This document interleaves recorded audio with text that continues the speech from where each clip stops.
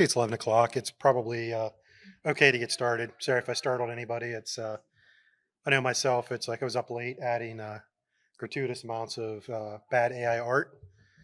After seeing Alex's keynote yesterday, I saw he had a good bit of bad AI art, so I decided to add some myself. So I'm Mike Armel, and I kind of do a little bit of work with cellular stuff and embedded systems a good bit.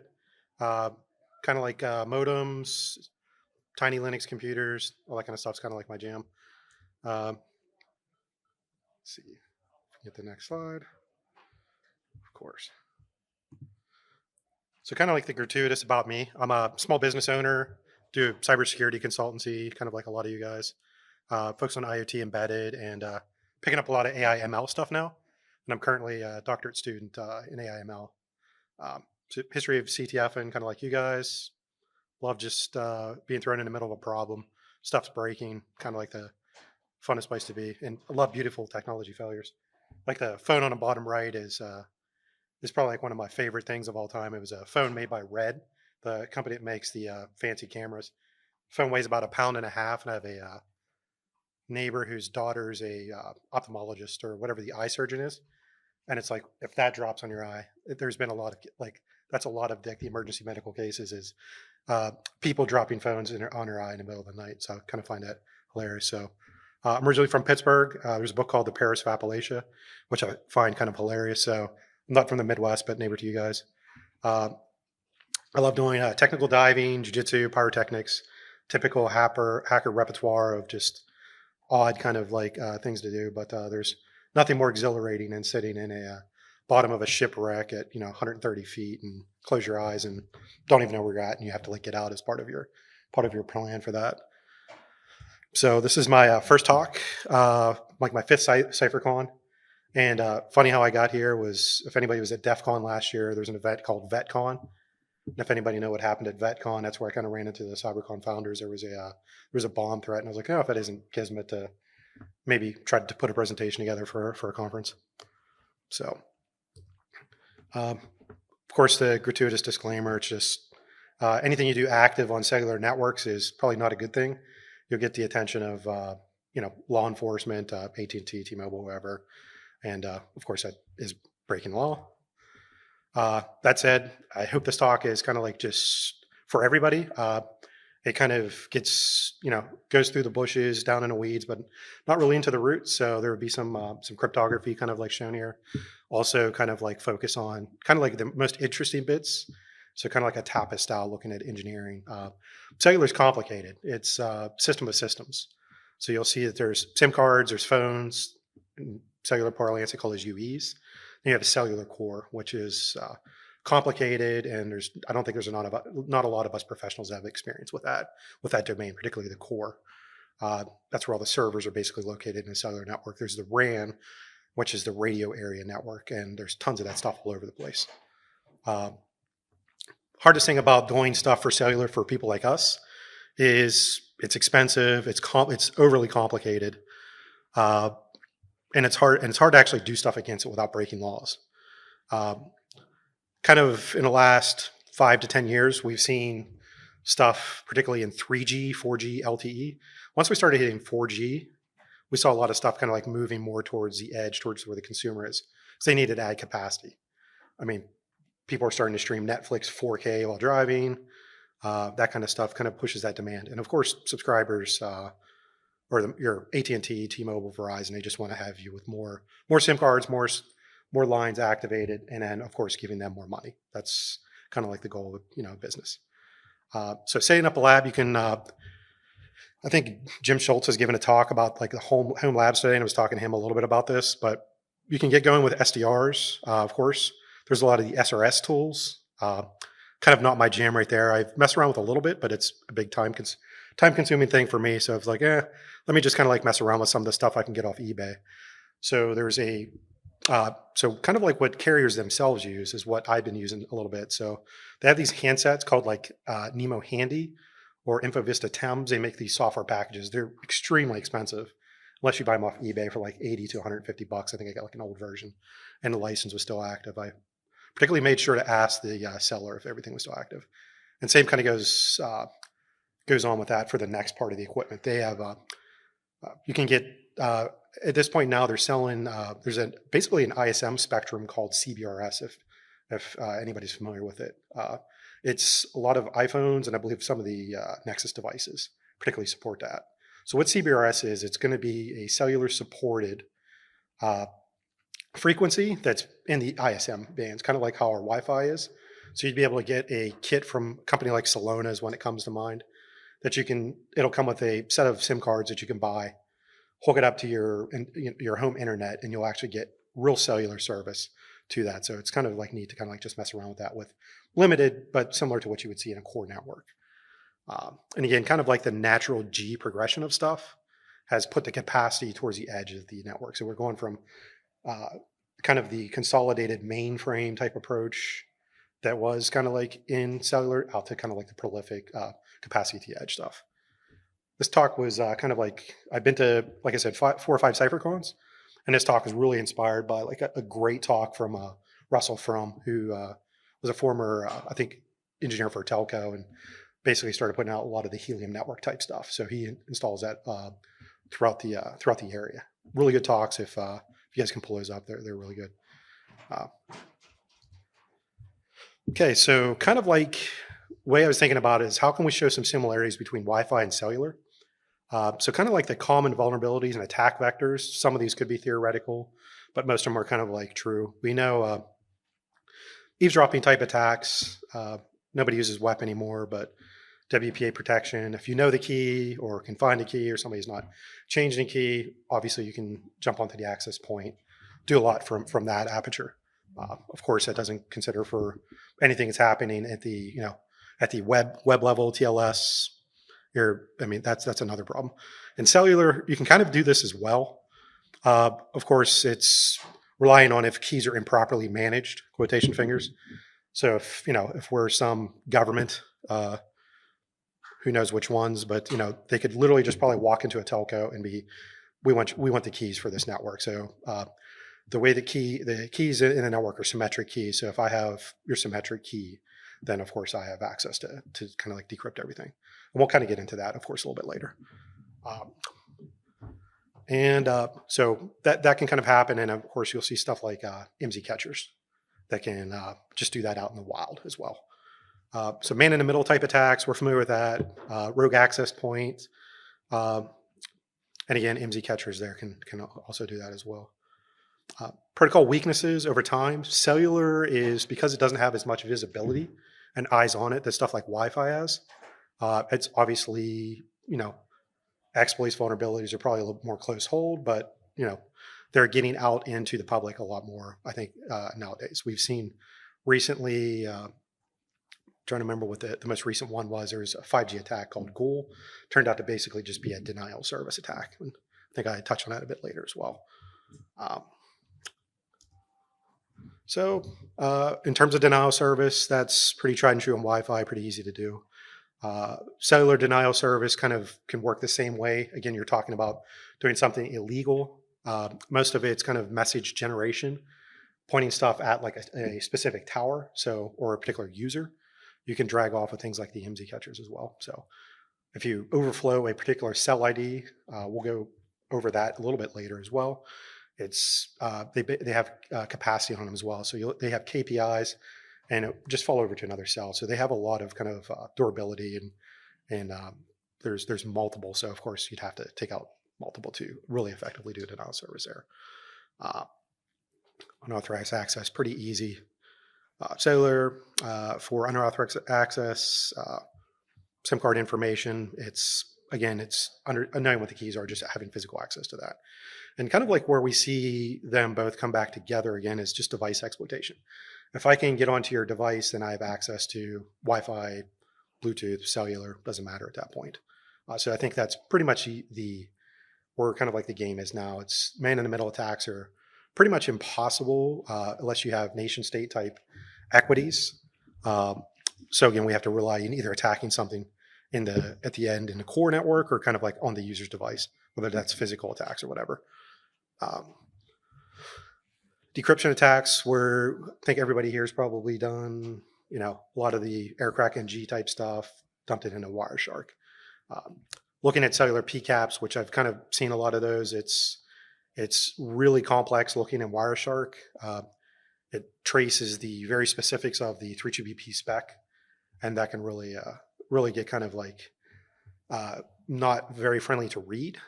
It'll go 15 steps down into like a PCAP sometimes. So kind of like overlapping security kind of currently. Everything's kind of moving to AES now. Regular updates are happening on a more frequent basis than they have historically. I think we were in a dilemma 10 years ago or so when we would buy some carrier locked device that would stop getting updates and kind of leave ourselves susceptible to the exploits. We trade our phones in much more frequently now. The one thing that kind of like remains very exploitable that's not a big attack aperture area. I mean, it kind of is, but it's kind of your customer premise equipment from your service provider. So your Comcast, your Xfinity, your Verizon Fios, those types of things, whatever you guys have for your local ISP. Those boxes are irregularly patched and typically have old versions of BusyBox and services that are open and very open to very nefarious things. I know I've seen a lot of that stuff in the ISP village as well. SIMs have progressed a lot over the years, but they've kind of remained the same, and we'll kind of explain why SIM cards are still around today as well. So cool thing I thought I'd show you guys is kind of the evolution of security and cryptography from a cellular's perspective. So we're going to go down Member Berry's Lane, if anybody knows South Park at all. So there was the first actual car phone, we'll call it, cellular service was in the 1940s. It was called MTS, Mobile Telephone Service. It was effectively it was ham radio. So you had to actually get a license from the FCC. You had very big, heavy equipment in your car. I found some really, really cool pictures we'll show you guys. But it's operated just like any ham radio. You would literally pick it up. You'd be connected to an operator. They would complete the call. You would have to give your FCC license. It was very expensive, but it was it was something that kind of worked at the time. So it filled a need that we had. I think all of us probably have moderate to severe ADHD and OCD at times, and I have a very fancy system engineering chart that I go by with anything I always work on. It's kind of funny, and hopefully you guys adopt it as well. So the frequency range was actually in 150 to 160 megahertz, so that's VHF bands. Output power of these devices could be up to 30 watts. We did not have cell towers at the time. This is more of the traditional ham radio type system. So again, it was a license required. Eavesdropping is pretty easy. It was just using FM, so frequency modulation. Limited authentication. It's literally just say, hey, I'm the subscriber. And everything was pretty much manual for this very first one. So I'm calling it OG for the first cellular service. I don't think it was referenced as that. So again, no, it was all manual operator assistance, and it was highly FCC regulated. Not a lot of capacity, so it was basically like contention based. So if I pick up and start talking, I could just overrun somebody, just like basically CB radio, I guess. This is one of the first devices that I found a really good picture of. Hackaday did a really amazing article on this. So that looks like a traditional, old school phone and a huge trunk mount radio with a TNC or N connector, I think there, and a key, because I'm sure the service was that expensive. Could not imagine. So it was 25 watts. And when I found this picture, I love this. This is, you have a, no seat belt. I have no idea what the handle is between the two front seats, and a really cool bespoke, installation of this car phone with rotary dial. So I could imagine what that must be like to operate while driving. So, yeah. That's the ejection lever. Oh yeah, absolutely. Yeah, it's like if you're texting. I mean, could you imagine texting with a rotary phone while driving? That's like next level. But yeah, this is amazing. This is, this is a picture definitely pulled like right out of time. So I really love this one when I saw it, and I thought it was just very adorable. So.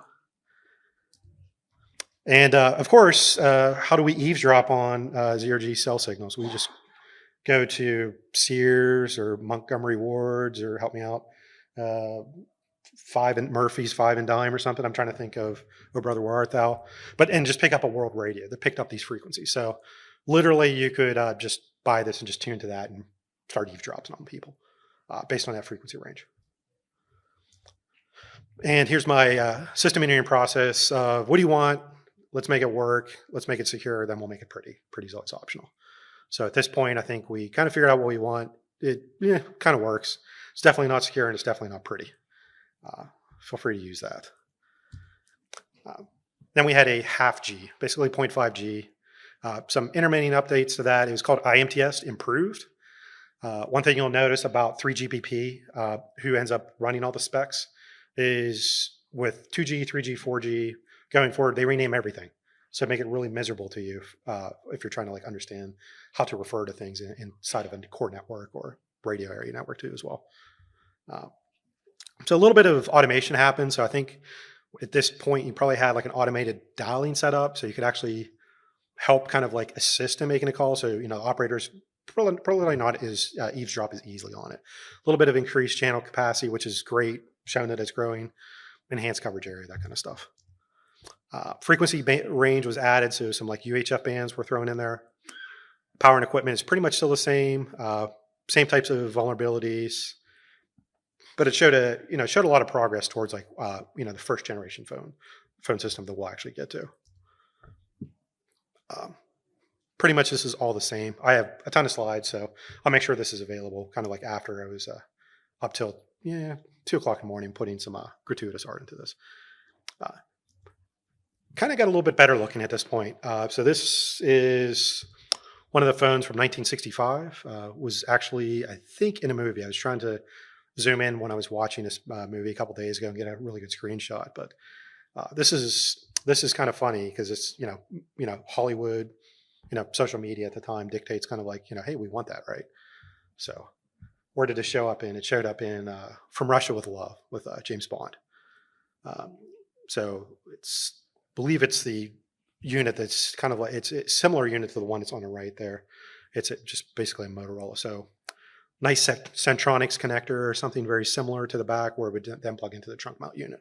But again, very high power, similar type thing. It's growing, it's improving slowly. Still eavesdropping on this. We're just going to keep using our world radio at this time. System engineering, it's getting a little bit better. Still insecure. We still know what we want. Kind of thing. So first generation cellular was launched in the 1980s. Cellular architecture, so heavily influenced by Honeycomb. It's was called AMPS in the United States, TAX in the UK, and heavily influenced by design from Scandinavia. Ericsson, Nokia, the pioneers of cellular technology after Motorola, heavily influenced the design, the architecture, and kind of like the core RAN gear there. Still analog, still FM, voice only at this time. The thing is, but at this time, we identified some better frequency to use. So this is when we start using the 800 to 900 megahertz frequency band. Thankfully, at this time, because we went into this different frequency space, we could drop the power. So we had mobile handsets, giant ones that, trying to remember what movie I pull a couple clips from, but we were down to about 0.6 watts to 1 watt for the handheld units and 3 watts for bag phones. We started introducing some identifiers, so they're not using the FCC registered license kind of access to cellular technology.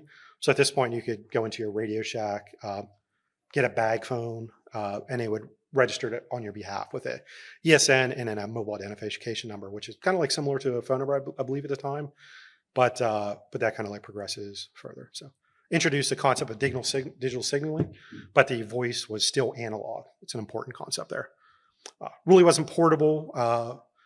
God help you if you went and roamed across the country and get a $600 or $700 bill. But I guess that hasn't really changed. But price for inflation, I'm sure it was a lot more expensive back in the day. So the 1G kind of like attach call process, and this is what I wanted to focus on for kind of the talk is this will get a lot more complicated as we go up in the Gs. So the device kind of powers up, looks around for tower, so it's scanning the RF environment, looking for tower identifiers. And in 1G, they had something called a SID, a system identification code. It's broadcast kind of like your probes and beacons are in Wi-Fi space. It sees that, it knows to attach to that. register, and then once you're attached, then you're ready to go into make calls. The whole process is kind of called out there. And then I believe it was Lieutenant or Deputy Murtaugh, right? This was a 11-pound bag phone that was used in one of the Lethal Weapon movies from the 80s. See, and so how do we kind of like intercept on that? It's a scanner. Basic scanners would pick that up, and at the time, I know there was at least one more former Radio Shack employee in the room. I grew up kind of like in a rural part of Pennsylvania. You could literally, let's say, is mid to late 90s. We still had 1G amp service, and people would always be asking for the scanners that they could easily mod, which were trunk mount car scanners, and you could just literally chop a diode and then pick up on people's cell phone calls in the mid to late 90s. So how are we doing on kind of design and engineering? It's working now. It's definitely not secure, and it's still not pretty at all. And this is kind of like where we're going to spend a good bit of our time in GSM. GSM is really the concepts and kind of the ideas developed in GSM carry forward all the way through 5G, and it'll carry forward into 6G. GSM is still pretty prevalent all over the world. Actually, for 1G, I found the last AMP system was torn down in Russia, I think around mid like 2000s, like 2010 or so. Of course, you're going to have a lot of your train systems, oil pipelines, sensors that use that to kind of provide telemetry data back on how things are working. GSM introduced digital network calls, voice, and later data. Added some encryption standards, A3, A8 for authentication, A5, A51, A52 for kind of the session data. TDMA is introduced, and one of the most important parts is the concept of a SIM card is introduced. And SIM cards are an interesting conundrum and paradigm of themselves, and we'll definitely kind of go into why these are super interesting from our aspect. So in GSM, we introduce identifiers. So IMSI is basically your account number. The account number contains a bunch of pieces to it. We'll deconstruct that later. It contains an IMSI, and there's also an IMEI, which is the serial number of your phone that's electrically hard-coded into your device at purchase time. It'll have a software version, which is a least significant bits that can be updated.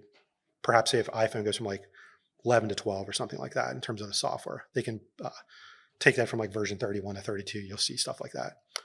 Introduce the concept of a TIMSI. So after I authenticate to the network and I know it's effectively your social security number for your account, I can give you a hash of that you can then use for any kind of forward authentication. So GSM for power on. Device powers on, initializes, reads the SIM card via AT commands from the kernel. Baseband retrieves the SIM card's contents. It kind of scans and looks for towers. It sends some temporary authenticators based on information that's actually in the SIM card to the network. And then you'll kind of set up the authentication via that. And we'll show that in a little bit of gory detail, but it won't be too bad. We'll get into the weeds, but not the roots, like I said.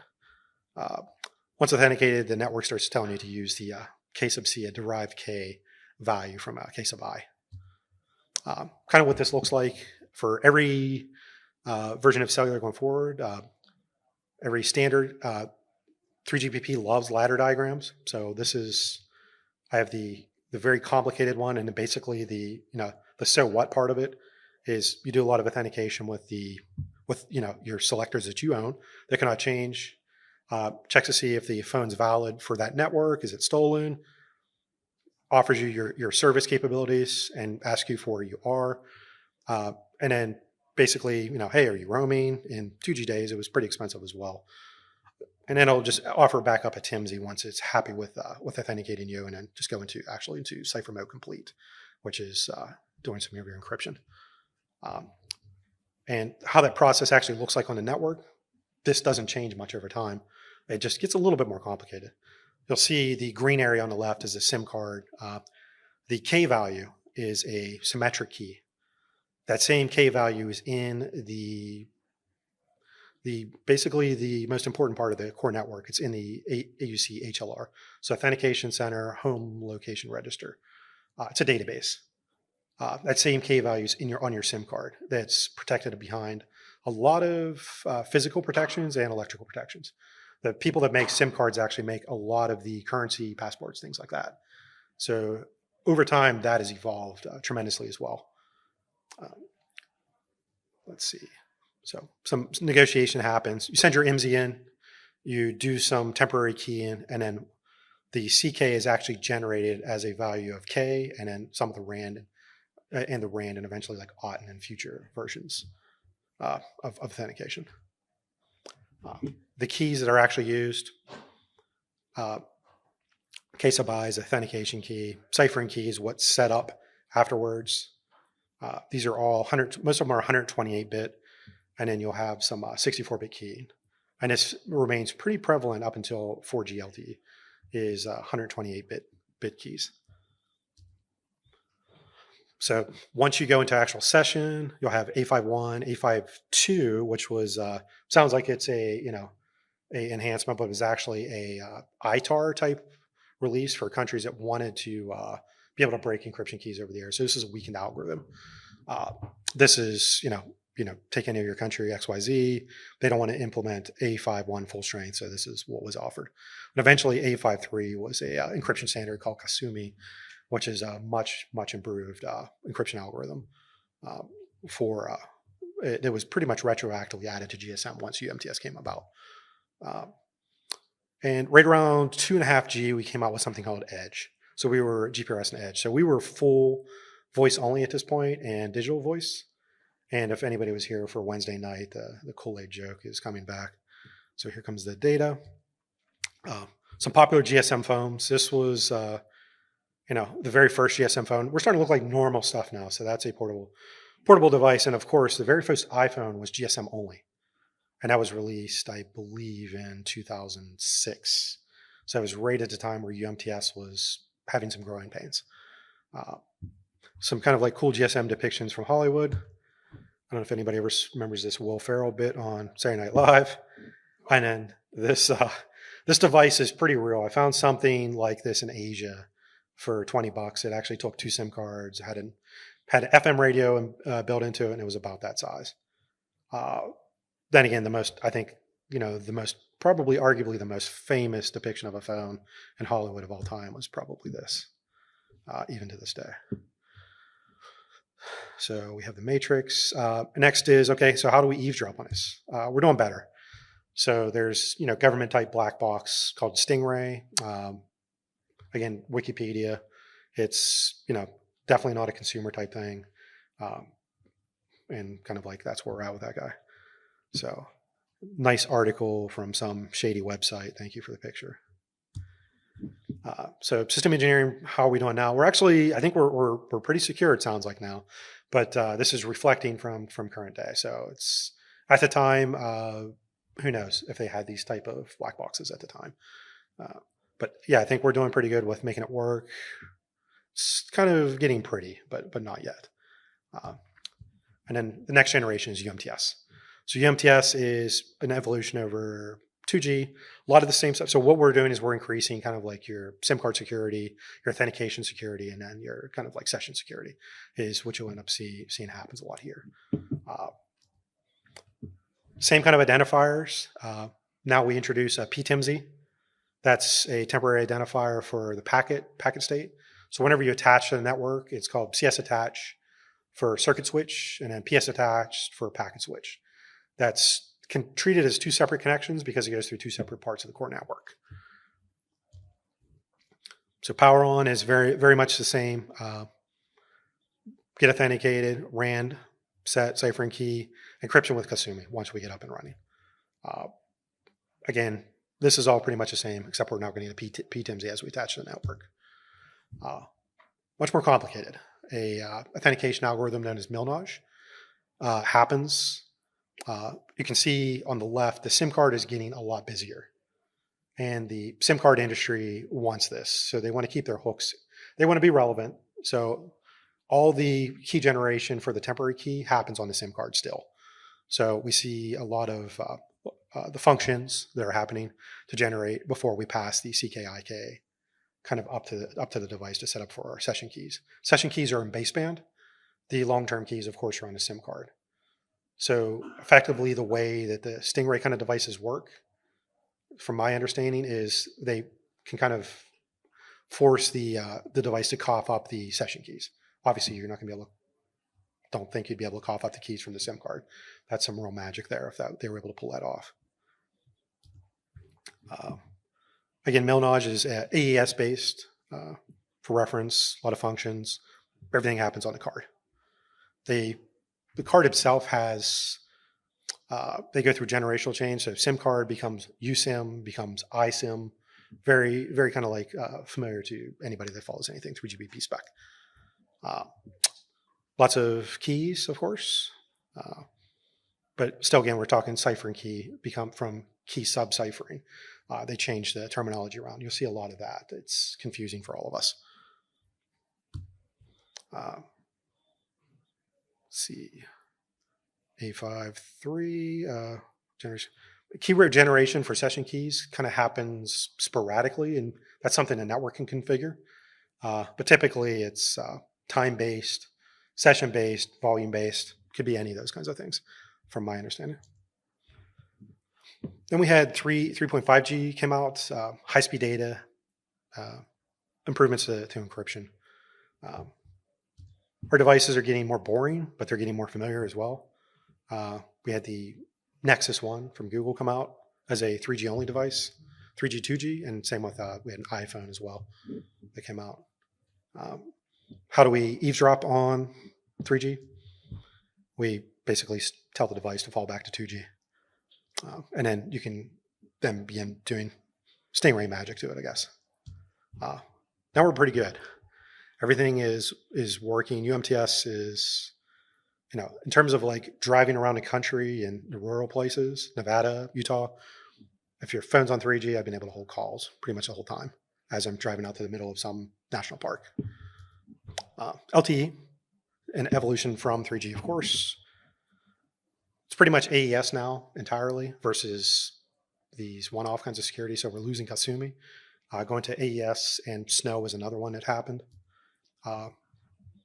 We replace our TIMSY and PTIMSY with something called a GUDI. You can find that kind of deconstructed on the web, of course. All this stuff is in 3GPP standards, which if you have insomnia, that's definitely a cure for it. Power on is very similar. Again, we go back and we're just issued a GUDI at this point in terms of our authentication registration process. Similar in complexity to UMTS. Again, much more is happening now on the SIM card itself. Let's see, just kind of pass over this guy. A couple different keys are introduced. KASMI is effectively the session key.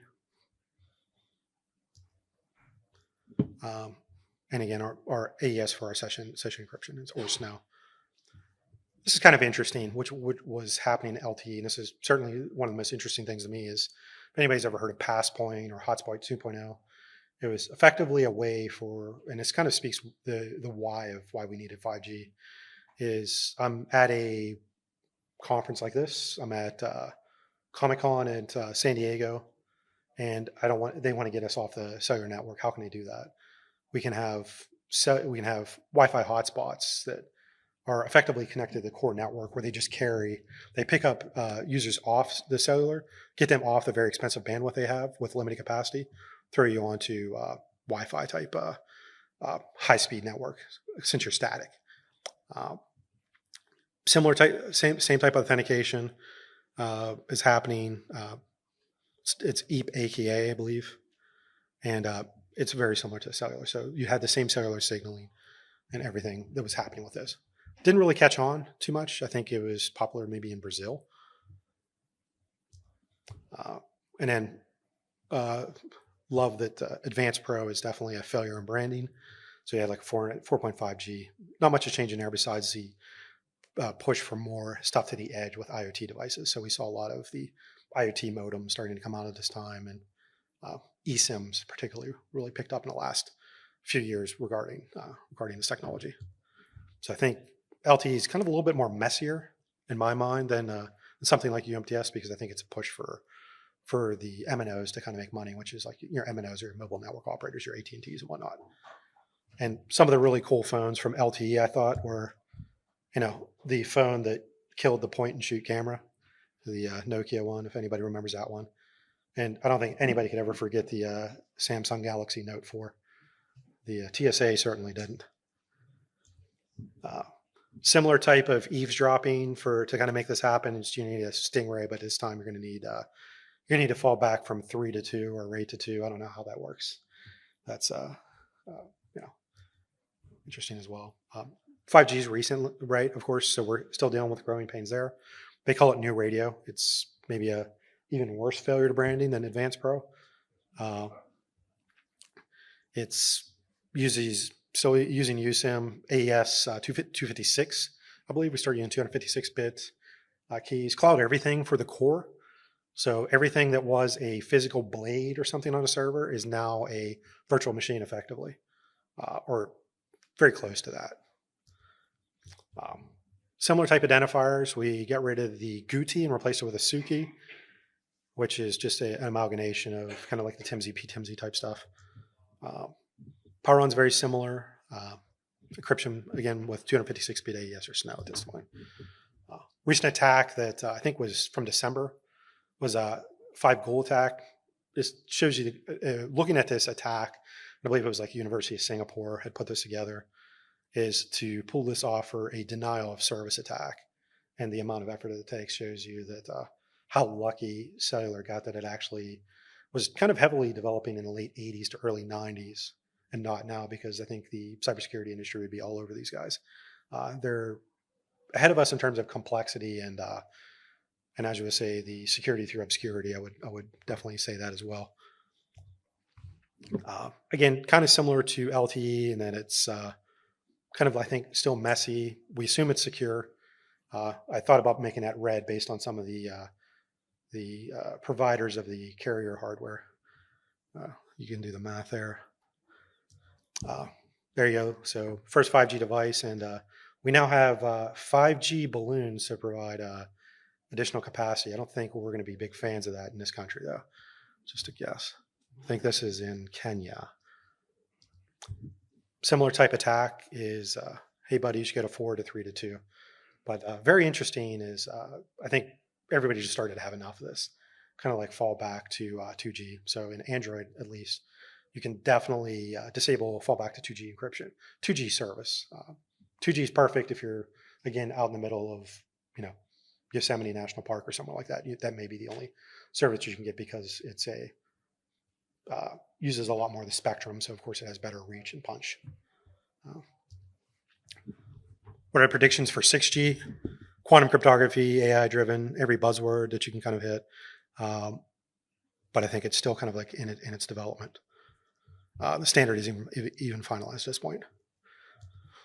Some cool things. We'll start to get into some like cool fun stuff now, instead of boring you to death with kind of the evolution of cellular. Standards organizations definitely have their arms wrapped around this industry. ETSI and GSMA control the SIM cards. GSMA really at the onset. Now it's ETSI. There's very few companies that make SIM cards. Most of them make currency as well. They also make passports. They make secure IDs. This is when I asked, I believe, one of the kind of like double E friends, I was like, why are we still using SIM cards? Why can't we just virtualize that? And they're like, the SIM card industry is definitely almost like a mafioso type thing. So they have their arms wrapped around it. So they're very insistent that all the cryptographic key is maintained on the SIM card, and it's treated as a very trusted environment. It allows users to kind of like travel with the device as well. But again, it affects the design of our devices in terms of whether things could be waterproof because we have a SIM card tray, that kind of stuff. 3GPP controls GSM all the way up through 6G, so they control the standards. Big players in this game, of course, are Qualcomm, Apple, Nokia, Ericsson, Huawei, and Samsung. They make chipsets. They make core network gear. Particularly Huawei, of course, has a pretty big wrap on the 5G core now. Ericsson and Nokia as well. Samsung makes their own basebands Apple actually bought Intel's entire baseband architecture 5 or 6 years ago. So Intel was actually working on a 5G chipset that was outperforming Qualcomm at the time, if I remember right. And then, of course, I'm sure Qualcomm was pretty happy that Apple just bought them. Maybe not. They just wanted to get away from paying the licensing to them for their chipsets. So what's kind of the role of the SIM card? If I'm a carrier and I want to order SIM cards, I'll be given something called the admin key. That allows me to put applets on the phone, allows me to put any of the crypto key, the permanent key on a device, the IMSIs as well. And you can use it for storing other things. There was a lot of SIM card apps back in the day. Evolution of SIM cards. I really like this one. I found this somewhere and just kind of put dates. It hasn't really changed. It just kind of got smaller. So you have your contacts there. And the there's the SIM card when it's deconstructed, it's relatively simple. When you look at some of the electron microscope kind of designs of it. The company called ST Micro does, so a lot of eSIM type is happening now. That's the latest generation iPhone with the eSIM kind of like boxed out in red there. So I believe it's a 15 Pro Max next to Qualcomm chips because I think Apple's still having issues with their Intel basebands that they put together. Eventually there's going to be something called iSIM. That's going to be just embedded into the SoC itself. So you won't actually have an eSIM like that. So eSIM is electronically rewritable SIM. So it's basically soldered to the motherboard and you can't take it out. But that's what allows you to scan a QR code and then update kind of like the identities you have on a SIM card. So you can have multiple, QR code SIMs that you can just switch between on the device. Baseband and SIM. So the baseband is the RF kind of like headquarters, if you will, on the actual phone. Baseband talks to the SIM with APDU messages. Those messages are how it says, I need crypto keys. I need a new session key. Ask for it and it generates it randomly. The SIM AT commands, if anybody has messed around a lot with modems, most useful ones are going to be AT plus CMI, AT plus CM. Tell me what your MZ is. Tell me what the actual phone number is. Anytime you type those AT commands in, they're specifically talking to the SIM card itself. So there's some underlying APIs that when a baseband turns on, it's looking for a SIM card. It's like, hey, here you are, and just pulls data from that to update itself. Some of the SIM card exploits, kind of like why the SIM card industry started to, make changes and updates in the 90s is SIM cloning was actually a thing. And they were able to just clone SIMs, and that caused a lot of confusion, particularly overseas. It was more of a thing. Some KI reinstallation attack was a thing. And most recently, there was something called SIMjacker, which was an SMS zero-click exploit. Allowed you to do a lot of things. So it was an applet that was actually on a SIM from SIM Toolkit. That big time privacy related issue. And my Yelp review is I'd give it 0 stars if I could, kind of thing. It was not good. So baseband network, we have messaging that happens between the actual handset and the device. You'll see this in PCAP data once you have it parsed right. Radio resource control, exactly what it sounds like. Radio link control, exactly what it sounds like. And then NAS messages. NAS messaging is probably the most popular. You'll see a lot of devices just authenticating, re-authenticating, updating location is a big thing for cellular. Identity requests as well. So it's going to ask for MZ, IMEI, MEI, SV. See a lot of that. MIB and SIB messages are things from the network to the device itself. Most popular SIBs you'll see is basically we'll call it the beacon from the tower is SIB1. So that tells you, hey, I'm a UMTS tower. This is my cell ID. This is my neighbors, all that kind of good stuff. So it helps for putting together the network, of course, in your signal. So what kind of attacks are for the network? There's some signaling attacks. S7 diameter is what is what it's known as. You can basically, networks are susceptible, you can get location information, fraud, billing fraud, disrupt the network, turn off encryption, things like that. or compromised encryption, I should say. Concept of an MNO versus MVNO. This will be kind of an interesting thing for a little hint that I'll give away. MNOs are your AT&T, so they own the equipment, they own the network, and an MVNO is basically somebody that's it's a virtual network operator. So AT&T has additional capacity. Google Fi or Ryan Reynolds, I believe, for Mint Mobile, wants to buy some bulk data, and it's like, hey, I can promise you I can use 100 or a terabyte of data in California, whatever. They buy that allotment every month or per year, however that works. So they issue their own SIM cards, more for kind of prepaid service. And usually these cards start with some starter data, if you will. I believe it's like each one may come with like $10 of data. And of course, they don't have the infrastructure, the call centers to support stuff. They just want you to take the SIM card, stick it in, plug in your credit card, and shut up and just pay them, basically. Cell towers are, again, kind of the coverage area is they're typically sectorized for like 120 or 90 degrees. They're broken down into, you can identify them anywhere they are in the world. From the cell ID, it'll have a mobile country code. 310, 311 is USA. MNC, which is mobile network code. So like your AT&T is 310, 410. Verizon's 311, 480. And then you get into LACs and TACs, which is basically where it's at within the network. Typically that's Milwaukee area. There might be a couple different LACs. And again, reflecting on 3GPP standards is a cell, and 2G is BTS, 3G is Node B, E Node B, G Node B, H Node B, who knows what it'll be in 6G. But every time we go through changing the familiar identifiers we associate with stuff frequently. This is Milwaukee right here, and here's the Baird Center.